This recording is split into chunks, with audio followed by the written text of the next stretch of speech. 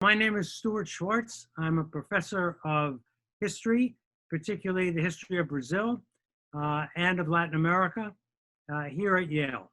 I've been at Yale since 1996, so now over 20 years. And prior to that, I was a professor of history at the University of Minnesota. While I've been at Yale, I've participated in both undergraduate and graduate training, and have trained a number of young scholars in the history of Brazil. They've received their doctorates here, including some Brazilians. And that was true also of my career prior to this. Also during this time, I have received many Brazilian scholars on the Bolsa Sandwich that comes from Brazil.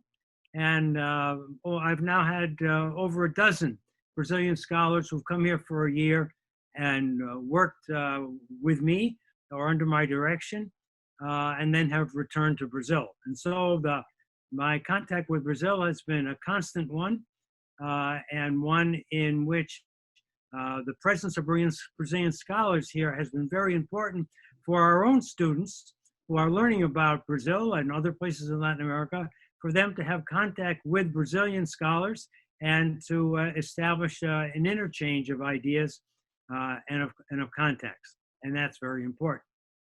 Yale has had a long and complex history in its relationship with Brazil.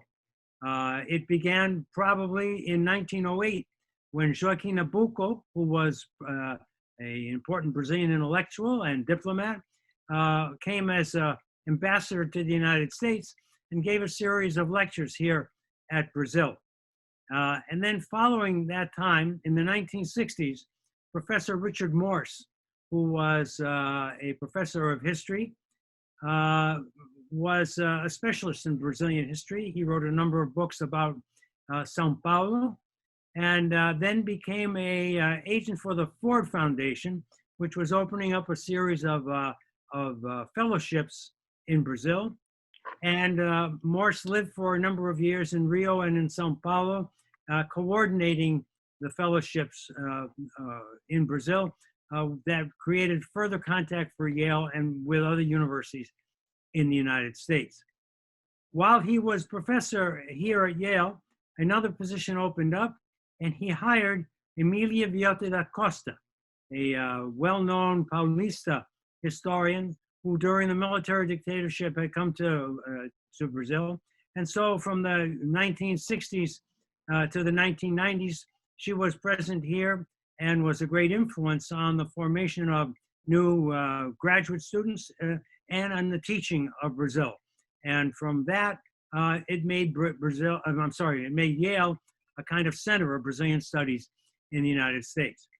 During that time and under Morse's leadership, the library of Yale, which is a very good university library, specialized in acquiring Brazilian materials. And as a result, we have one of the best collections of Brazilian materials outside of Brazil, and one of the best collections in the United States. And for that reason, coming to Yale on the Bolsa Sandwich has been an advantage for Brazilian scholars because the resources here at Yale are very good, and some of which are not even any longer can be accessed in Brazil itself.